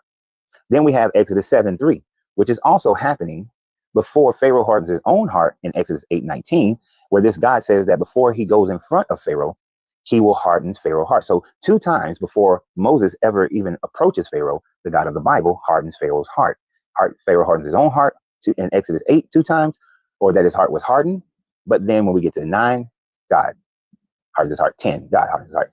11, God hardens his heart. This happens multiple times. So when this person puts the blame on Pharaoh for hardening his own heart, they exclude information, as he claimed that she is excluding, that it is the God of the Bible who first hardens Pharaoh's hearts 2 times. Many Christians would try to justify this by saying, well, God hardened his heart to show exactly how evil Pharaoh already was. And that is the usual response, that he already was. But the problem is you didn't give Pharaoh an opportunity. This guy didn't give Pharaoh an opportunity to choose whether or not he was going to let them go free or not. And if you read the story, you'll realize the first couple of requests was not for the slaves to go free. The first couple of requests was for the men to go out and do a worship ceremony for their God. It wasn't to leave Egypt. The second time was for the men and women to go out and do a worship for this God. It wasn't to leave Egypt. It wasn't until later in the story that it was a total set my people free situation. So Moses lied on what the true outcome, the true desire was before he actually got to the real one. And even just to go out and perform a ritual, God of the Bible hardened Pharaoh's heart so that he can kill all these people, the God of the Bible. And then they said, remember, Pharaoh was murdering all the male children of Israel at birth and keeping Israelites as slaves. That's problematic as well. In order for you to be able to say that the Pharaoh was murdering these children, you have to have some type of proof outside the Bible that states this or demonstrates this. What you see is that none of that proof exists. First thing you have to be able to determine is which Pharaoh was in charge of Egypt at that time.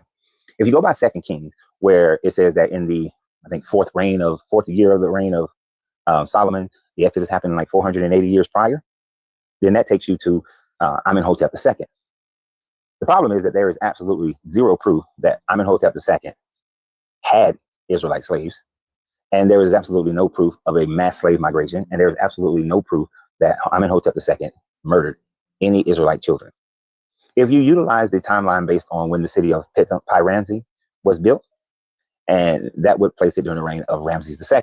Well, Ramses II, there is no proof of any mass Israelite slaves, mass Israelite exodus, or that Ramses II killed any of these children. Now, many will say that Ramses II was a pharaoh during the exodus, so it would have been pharaoh. If you account for the story, it would have had to have been the pharaoh before Ramses II, which would be Seti I.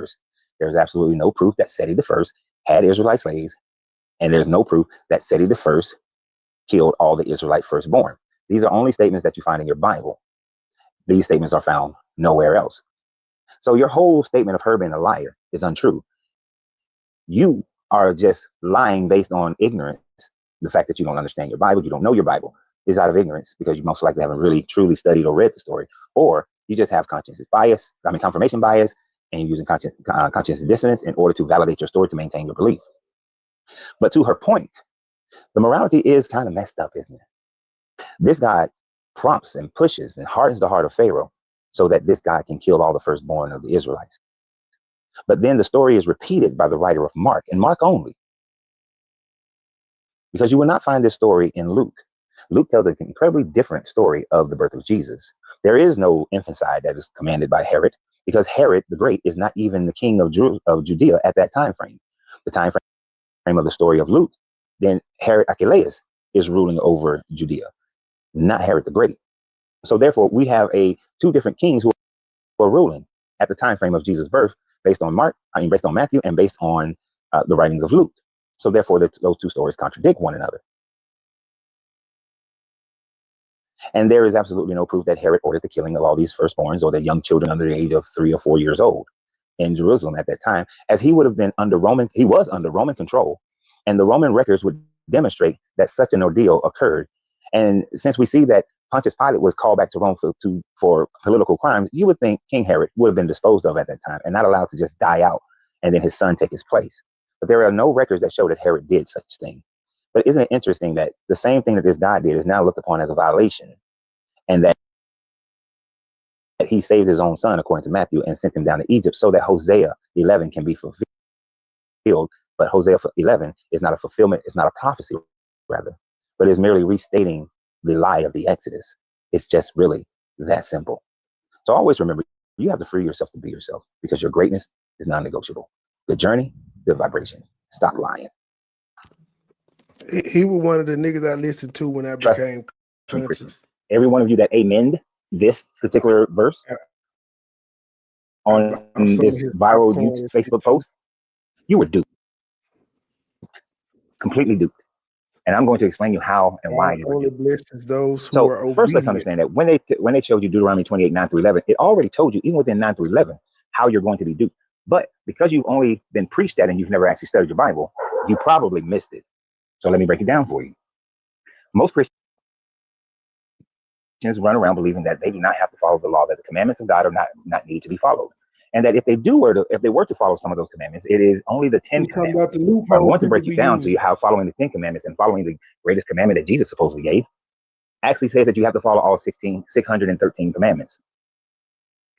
So many Christians are taught the doctrine don't know there are.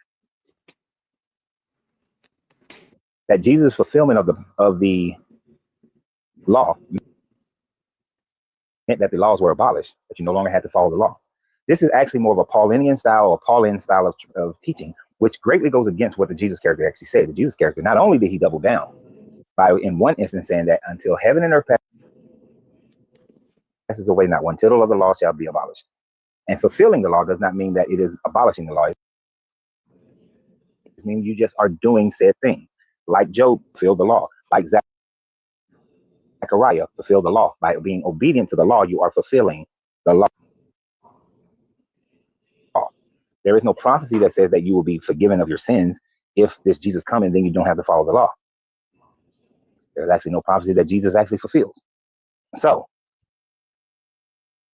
but that's for a whole nother video. But in this case, he also doubled down and said that, hey, whatever the Pharisees are telling you because they sit on the throne of Moses, then you are to follow that. Do not do as the Pharisees because they do not follow the law themselves, but yet merely preach it. But you are to follow the law. It is the Paul teachings that tells you that you do not have to follow the law, that faith is your only thing that is needed, that faith is not in the law. But let me ask you a question. Name me one person who was born in or lived in first century that was not following the law by faith. Did they have any proof of Moses? Did they have any proof of the Exodus? Did they have any proof of Genesis? Did they have any proof of Abraham? They had no proof of any of these people to whom their story is based on. They had no proof of Moses. So them following the law is them following it by faith that the story of Moses is true. Just as many of you believe that the story of Moses is true, it is done by faith, not by facts. So therefore, Paul is incorrect by saying that there is no faith in the law. There is just as much faith in the law as there is in the Jesus character. Now you may say that, well, faith is not having to perform these tasks. Yet the Jesus character said that he will know his sheep by the fruit that they produce, which is by following the law. So let's get back to Deuteronomy 28. What they do not tell you, but you can still see it in the first beginning of Deuteronomy 28:9, is that the Lord shall establish there and holy people unto himself, as, and I don't have my reading glasses on, as the, hold on for a second. There we go. As he has sworn unto thee, if thou shalt keep the commandments of the Lord thy God and walk in his ways. And it references Ezekiel 19:5 and 6. So basically, what is it saying? And if you were to start it in verse 1, it says that all these things will be done unto you if you obey the commandments, if you follow the commandments. Following and obeying the commandments have been reiterated in Deuteronomy 28 over and over and over again. If you are saying that now you don't have to follow the commandments, you're saying in order for your house to be blessed and for your animals to produce, your crops to yield, then you're saying that the God of the Bible changed. That he gave one command to these people, but then gave a later command to another people. And I know that's what y'all call a new covenant. But is it truly a new covenant when the person who supposedly died and created this covenant said that you are supposed to follow the law? That you're supposed to follow what the Pharisees tell you, but just do not do what they do because he saw the Pharisees as a corrupt religious state? Are you still not supposed to follow the law? You see, following the law doesn't work for us today. Following the law, I mean, having sacrifices, every time a woman has a baby, she's considered unclean for about 40 days. After 8 days, the baby is circumcised, and then his name is given. But then after 40 days, the woman then has to go to the temple and sacrifice 2 turtle doves or 2 pigeons. That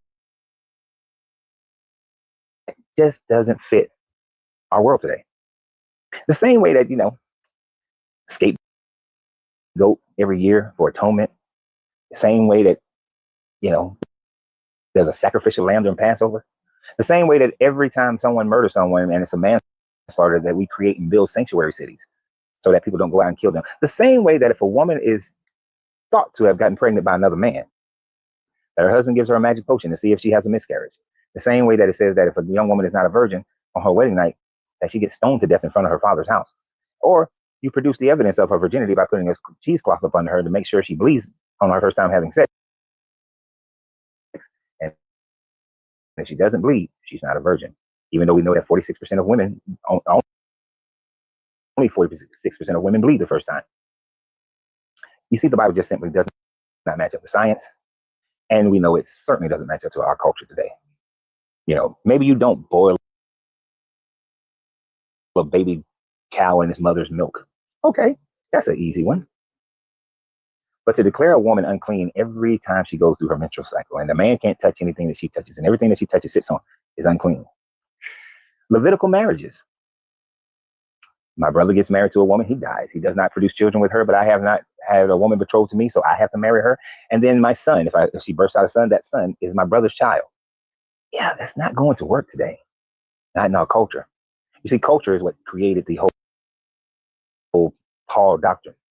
Because the Paul doctrine fit the Romans. It fit the Greeks. It did not fit the Israelites, the Jews, the Hebrews, whichever name you want to give them. It didn't fit them. And so Christianity became a Paul version of Christianity, not the Jesus version that you all claim. But if you claim it and you want this bounty, say amen in the comments, but make sure you're following the law, because it says that you have to follow these laws. Now, as Christians like to say, as for me and my house, we shall not believe in none of this at all. Why would I trust the prattling commentary of desert people over 2,000 years ago who thought that those clouds behind me that may or may not produce rain was the will of some God, that this rain was not coming from the clouds, but yet this God was opening portals in the dome above the earth.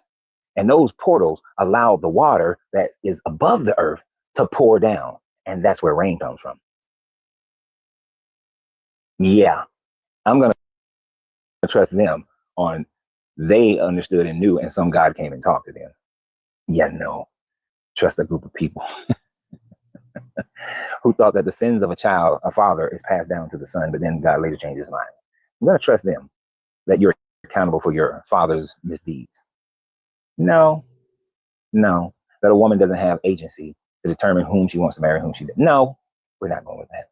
So as for me and my house, this is meaningless. But when I see a bunch of Christians trying to promote this, I see how, and hopefully you can now see how they dupe you, how they confuse you, how they preach at you, and they don't teach you, because they know if they taught you, then you would walk away from them. Because as soon as they say, in order to achieve this, you have to be like Job and follow the law. You have to be like Zechariah and follow the law. You have to be like the rich young ruler and follow the law. And then God will bless your household. You have to be like Abraham, even though the law wasn't written at that time frame, but follow the law.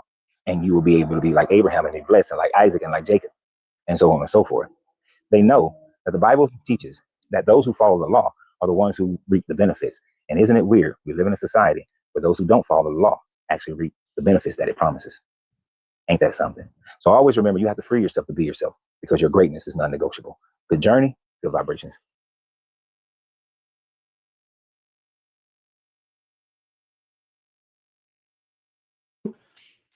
How you doing, JR? Good. How are you? Doing good. Thank you for asking. JR, are you at least 18, and are you a believer? I am 18 and I am on the fence. Cool. Okay. So let me ask you, I'm going to ask you a hard question and then an easy question. Sure. The easy question is, what's causing you to doubt? So I guess the most pressing thing, I'm pragmatic. You're an engineer. I feel like we can kind of vibe on that level. But from a scientific standpoint, is there a good argument for where all the mass of the universe came from prior to the Big Bang? Well, as far as I'm aware, matter is created by quantum fields. So there's, you can ask Dr. Blitz about this. He's got a great explanation, but so you can have quantum fields that actually produce mass. So if all of space-time or whatever, all of whatever is out there, even if it was at one point, there was no matter, there was no mass, if it was just nothing but quantum foam, it could in fact produce all the matter that we have. So where, excuse me, so that quantum foam, where did that come from? Well, I just think it's eternal. I have no reason to believe that there was ever like a state in which there wasn't something. Okay. So like time and whatever this matter. Find them on the internet. Like coexisted always. I think time's difficult because in order for time to exist, you need space and you need material, right? Because as far as we can tell, time is like an emergent property of the material universe. And so would space then at that point. So all that being said, if in fact there was nothing but quantum foam, you run into this really weird situation where there's technically no time. Yeah, him and Kevin. So like, I'm sure there are really good physicists that could explain this better. But to me, it's head spinning. That's why I've never really been a big proponent of the quantum foam idea. I believe in the Big Bang, Big Crunch model, which is that all the matter and stuff in the universe has been in a constant cycle of Big Bang, Big Crunch. It just always existed. Yeah, I would say so. That's my viewpoint. I agree with like Sean Carroll and Roger Penrose and others who believe in the cyclical universe. And I just think even if you take the limited information that we have, I just think it makes more sense. So for example, basic analysis, right? Which is you can't get something from nothing. Easy. Right. But we have something. So if we can't get something from nothing and we have something, then it just seems that there always was something. And then so like irrespective of any sort of religion, would you be open to like just that there was some sort of creator to even make that foam or matter, and maybe that creator made all this and just let it ride? Well, I don't see what that solves, right? So if there always was something, then there's no need for somebody to create the something. If you follow that logic backwards, then nothing comes from nothing. No, because it always was. So you think just time and matter was just always there? That's my belief. Yeah, I think there always has been time, space, and matter. Is there like a good argument? Is this like both disprovable? I mean, I don't think there's a disproof for it yet. I mean, the only thing you can do is posit theories and say, well, before the Big Bang, there wasn't anything, but we don't have any evidence of that. There's no evidence that there was nothing before the Big Bang. Okay. Right. So and if there's like a humanity, common knowledge, belief, whatever, would the burden of proof be on disproving it or proving it? What do you mean? Proving what? So like, for all of humanity, there was like basically in every civilization, there's some sort of worship to a creator for, as long as humans existed. So would the burden of proof come or be on disproving God's existence or a creator of any sort, or proving it?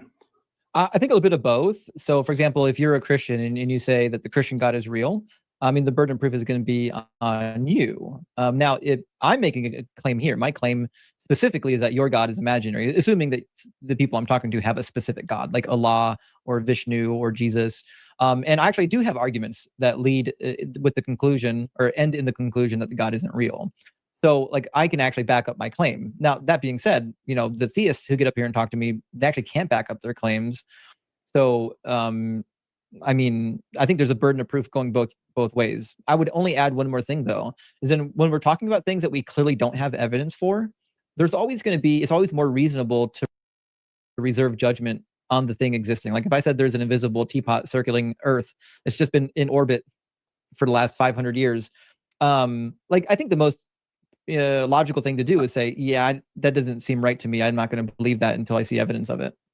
Yeah, and I think just in general, from like a scientific perspective, burden of proof usually goes on proving the thing exists. I agree. I think it gets a little muddy when there's tens of thousands of years of precedent saying otherwise, and not to say that makes them right, but to change or disagree with that much collective wisdom, to me it muddies the water. That's all. I mean, I do agree with you. I mean, asking people to prove non-existence is a silly thing because things that don't exist don't leave evidence. Right. So the only thing, like even in my arguments, like when I do arguments against the Christian God, I still have to use the Bible and the theology that was made up by men, right? Which is why, like, I have arguments against the Christian God, but I don't really have an argument against the deist God. Now, luckily, no one believes in a deist God because, I mean, there are people who do believe in deist God, but they're not going to be up here arguing with me because in the deist worldview, the deistic God doesn't care what you think. So why do you care to go around to other people's live streams and convince people that there's a deistic God? Like, who cares? He doesn't care about you. Why do you care about him? So for all the formalized gods, I think we can mount pretty good arguments against them. Yeah, and if you could pretend for a second that there was a God, let's say Christianity, do you think it is possible that the word of God was relayed to them, and because of the context of the time and limit of man's thought process, that it was interpreted incorrectly? So, I mean, when you ask about possibilities, right? In a God world, all possibilities are possible. So, I mean, from that worldview, anything is possible. I think the question we need to ask ourselves is not what's possible, but what's more likely. So if there's a God who loves humanity, that wants to communicate with humanity, that wants them to know him, and then there's a book that supposedly came from him, why would he not take care to make sure that it's at least accurate and can convey the information necessary? Yeah, he should have wrote it himself, I guess. Yeah, I mean, according to the book of Exodus, he wrote the 10 Commandments with his own finger on the stone. Yeah. Right. Yeah. Now, I asked you the easy question at the beginning of the conversation. Now I have to ask you the hard question. Ready. Okay. Maybe. What are the factors keeping you in the faith? Because you said you're on the fence. Which means there are some factors that are making you question and some that are keeping you in. What's keeping you in? Well, I just think that, that basically what I was saying earlier, tens of thousands of years of precedent, and people all over the globe making, structures to worship a higher being, like that collective knowledge and the lack of being able to disprove it, just makes me like on the fence, I guess. Sure. So, for the majority of human history, almost everybody in the world believed that the Earth was flat with a dome over top of it. Now, the Greeks did early, not all the Greeks, but some of the Greeks, like Aristophanes, figured out that it was round. But just about everybody else besides that believed that it was flat, even into the medieval period. But like, so let's just say 90% or more of all human history believed that the Earth was flat. So I would say that only because I don't Probably know. way more than that. Yeah. Yeah, right. I don't know if collective people's understanding over history of how the universe works as a collective is a great thing to point to, because we can look at all the stuff that they got wrong and be like, well, maybe they got this wrong too. And I feel like that's a fair criticism. But the Earth is flat, damn it. Actually prove that the Earth is roundish. Right, we can prove that, right? So So it's flat and we agree roundish. that we got actual You evidence know at what? hand, right? I'm starting to believe it, and I'm starting to see Let me that. ask you a couple difficult questions. What's that? Let me ask you a couple difficult questions. Sure. Is it possible that there? I'm just saying, a circle, when we draw a circle, that motherfucker is flat and round, a cookie flat and round, a piece of pan, a piece of a frisbee. Hell, when we see the moon, that motherfucker flat and round. That's all I'm saying. I think they might have told on themselves from a lot of angles that they give us. Which God, I think this planet might be bigger than what they saying, and we only living on a piece of we only living on a certain slab of the Earth, like possibly the middle. We got a North and South Pole. We don't know where it goes after that. We just see where it goes on a globe. But who says that's the truth? Is a God, but it's not Who the Christian says God. we sit on the axis? Yes. Okay. And how would you know? I mean, let me rephrase that. Not how would you know if there's a God? In the Christian God camp firmly. I think that, like, personally, I just think there's some sort of creator, and whether it was somebody who created all this mass of the universe or whatever, and just is watching and laughing, or has a hand in the development of whatever. I just don't know. Sure. So what I'm gonna I don't think I asked my question very well, so let me rephrase it a little bit. Oh, sorry. If in fact there was a God, so I'm not saying atheism. If there was a God, but it wasn't the Bible God, how would you test to know that it wasn't the Bible God? It was just some other God. So, like, how would you say one religion is correct and others are not? Exactly. How would you? Let's imagine you have two options: the Christian God or a generic God of theism, like Gotcha. Plato's God or gods. Obviously not provable, not measurable. Right. Yeah. Anything observable. What? So to me, I think just from a human perspective, I think having faith is, whatever your faith is actually a healthy thing. It helps with like keeping society looking to be respectful of like one another, and to do the right thing, whether or not it's just a story, like, if you have kids and you're trying to tell them to do the right thing, like Santa Claus or whatever, but like some sort of belief where there's a commonality of doing the right thing and kind of working forward to a higher goal, I think is net positive for any society. No, I agree with all of what you said. What I'm asking is, if you personally, JR, if you have to choose between a generic God existing and the Bible God existing, what methods would you use to come to the conclusion as to which one existed? It's not measurable, I don't think. So do you think it's just not knowable?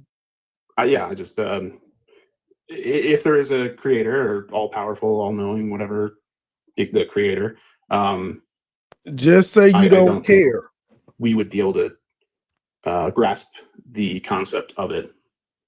So I don't know if you could actually pinpoint, like, if whether or not it's Vishnu or God in a Christian sense, or Allah or Jesus, or so But it as far as you can definitely tell, there's no matters way to though, know 'cause your if God God is the said Christian he don't God believe or in the the Hindu God Muslims. or any other So you God saying that system. you fucking with So them. Right. what would be the thing that made you choose the Christian version? Oh, personally, I don't.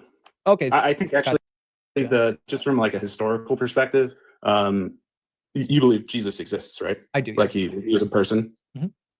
Okay, so just from a historical perspective, I think Christianity has a lot of evidence to support that, even if they are fairy tales, but like certain things happened.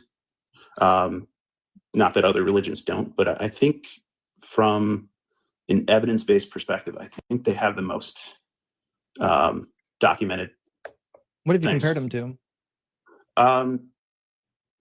Well, I don't want to get everybody mad at me, but I think there's more evidence to support Christianity than like Islam. I haven't really looked into Buddhism or any other religions. What about And it's the not Greek like a gods? thing against Islam or anything. But What about the Greek gods, like the Greek pantheon? uh, There's a lot of writings about their, their doings. yeah, I mean, there. So when I say there's like They said they got their knowledge evidence from the for Egyptians. Christianity, or like at least what's depicted in, and I'm not a Bible expert The by any means. I Romans won't were the even only pretend to be, disrespectful but ones. there's provable things that exist today. It's not just like a written testament of this thing. Whereas like Greek mythology, I feel like is probably just written down.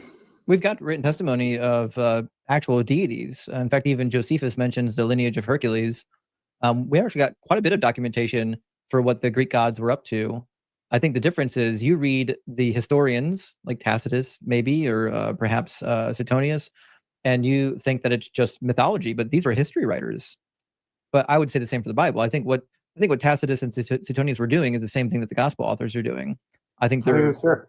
right. They're both attempting to do history, but both of their histories include what I would call mythology. I think that's fair.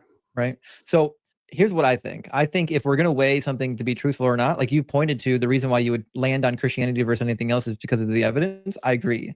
I think the reason why we would choose something is because of the evidence we have in front of us. And unfortunately, I think that the evidence for the Bible is pretty conclusive that it's mythology, and it's not even good mythology. It's got hundreds of contradictions and errors and scientific, inaccuracies. And this to me just doesn't seem like it would be fitting if the character God of the Bible actually did exist, because like he says that all kinds of claims about being perfect and about preserving his word, but the word wasn't preserved. It certainly isn't perfect. Yeah, I always well, I'm curious type guy, but I'm always like, maybe this word of God or whatever was told to people and they're transcribing it like as if Albert Einstein is teaching me advanced physics and I'm not an expert in that. So they're like, jotting down what they can. So I mean, the question, it's hard to make it. It's hard to disprove either of these. These are just kind of like philosophical arguments. So right. So, but if God was going to write a book for human beings, don't you think he would make it intelligible to the human beings that are reading it? Yeah, and then maybe it's the way to make it perceivable at the time. So that I heard earlier, there was. Well, I think you said there was. There's actual scripture that says it's the earth's flat. Yeah, Job 38. Or Job I believe 14. Okay, yeah. So like, it might be like the misunderstanding. Or if let's just pretend this all happened, it might be a misunderstanding of like the transcription from some higher being to the people at the time. But yeah, I don't know why he wouldn't just make a book. Right, because he is all powerful. Like if communication is all he needs, then he could do it. Like there's nothing stopping him if he's all powerful. Yeah. Right.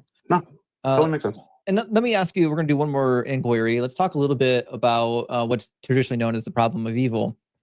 We do live on a planet, and you probably agree that there are natural disasters here, right? Correct. Right. Do you think that the natural disasters are executing people at random or targeted? Executing people. Oh, like weather events are the people who pass away from weather events. Yeah. They are it's designed kind of thing. Yeah, is it randomized, or is it like God is pointing and saying, no, go over there? To me, it's like randomized. Like there's weather patterns, and if you're there, you're out of luck. SOL, right? Okay. Yeah, I don't know how to say that without getting. I know TikTok's tough. So so let's go over the points then. Now, if you believe in a God that's all good and all knowing, all powerful, then it's kind of entailed in that triomny situation that he or she does not cause unnecessary suffering. There could be necessary suffering, but there can't be unnecessary suffering. Do we agree on that? Well, I mean, the premise, I guess, that from a definitional standpoint, I if there is a creator, I don't think I like all powerful, all knowing, fine. I think only does good things is debatable. Because why do they, like, if there is a creator, why are they limited to only doing good things? Because it's part of being triomny. Triomny means that you're omnibenevolent, you're all good, which means you can't do bad things. What if it's not your actual intervention? Let's say you're God and you just, made the earth. Well, I mean, you're not necessarily making a negative situation with weather for the other example. Well, we can get there. So let's make sure we understand triomny. Triomny does entail that the being that has the all good property can only do good, right? This is the common belief of religious people. Well, I think religious people vary a little bit on this, but we can put some Bible verses to it. Like, the Bible does say that he's all just, does say that all of his ways are good. I mean, you could default to God's not all good, and then we just have to go somewhere else. Like, I actually know a Christian who says, no, God's not all good. Sometimes he's an asshole. That's where I'm at. And it doesn't have to be Christianity, but like, if there is a all-powerful creator, why can't? The pause real quick. They get frustrated. I mean, they can. It's weird to me that an all-knowing agent would that'll give it some time to buffer a little bit. Yeah, they're going, like, we just got to study harder, because he brought up Hercules, right? And he just left it at Greek. This is something that I'm not liking about him, because he's not giving a full, I dig his style. He fucking people up. But when you're doing this stuff, you need to drop the real truth. Because say like one of the Greek gods was Medusa. You know what I'm saying? Medusa is represented with a snake head. You know what I'm saying? Her gaze would turn men into stone, symbolize danger, feminine power, and protect in some interpretations. But they also tell you that they got this from the Egyptians and this Egyptian god called Wadjet. You know what I'm saying? Remember, there's always a chain of command. These people just didn't create stuff overnight. They showed up out of nowhere. Where did they get this stuff from? The Neptune and the Hercules and all this stuff. You know what I'm saying? They were the new kids on the block. We have to go back and find out what was before that, before we start believing what they put in the book. At least the Greeks said that they took a lot of the ideas from the Egyptians, because again, with Medusa, when you get over to Egypt, it is depicted as a cobra or a woman with a cobra head. That's the same as Medusa in Greek, a couple of thousand years later, depicted with a snake for hair. You know what I'm saying? Which to me, that could have been dreadlocks if Wadjet had dreadlocks, because that's what they seen, and that's the stories that they were getting, that they was taking back to their people, so they can start to build their own spiritual values, because they had no spiritual values. That's why they had to adapt from other cultures. Now what the Romans did, the Romans came through and just took all that shit and just made their own stuff up as they went. They don't give us no credit. You know what I'm saying? You believe what you're reading. They give us no credit. We just need to do more homework. That's all I wanted to say. Let's get back to shit. Experience the same like weird emotions that would cause them to do bad things that we do. Especially when the Bible says that he's loving, merciful, gracious, long-suffering, and all those things. It just seems like he would be better than us, wouldn't he? I mean, that's taking the the Bible has an absolute truth, right? No, I'm saying that if the God of the Bible existed, it would seem that he should be better than the humans, right? I'd imagine so. Right. Psalm 25:8 says, good and upright is the Lord. I would expect that means he's like always good and upright. Why would we say that about God if he wasn't, right? Yeah, he's solid. Right. So I personally, I haven't met a Christian more than once or twice that didn't think God was all good. You can make a case using the Bible that he is all good. If you don't believe God is all good, then I guess I would just wonder why the hell you worship the thing anyways. Because if you don't believe God is even good, why do you care to worship the thing? You don't even know what he wants you to be there for. Yeah, so I feel like the way I look at it is probably all religions get it wrong. There was probably some sort of creator that even just kickstarted the process, and all the scientific Big Bang, evolution, blah, blah, blah. And, it's hands off. But it's good for human beings to have some sort of thing to look up to and believe in.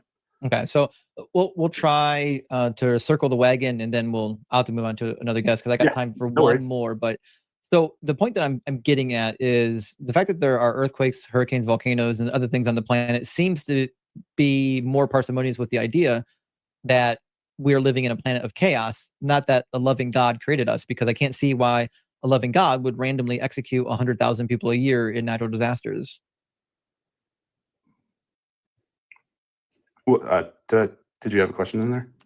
No, it's not a question. It's more of a statement of my position. Like, why would I totally agree. If you think and you worship, let's say, God from a Christian perspective, and one of the things that's commonly believed is that she, whatever, is benevolent always, then yeah, I feel like it's hard to argue that position. But if you think of it as like a creation for the opportunity to be good, or like productivity or whatever in God's image, I don't know what people normally say, but I almost feel like the creator made an environment and things go as they may.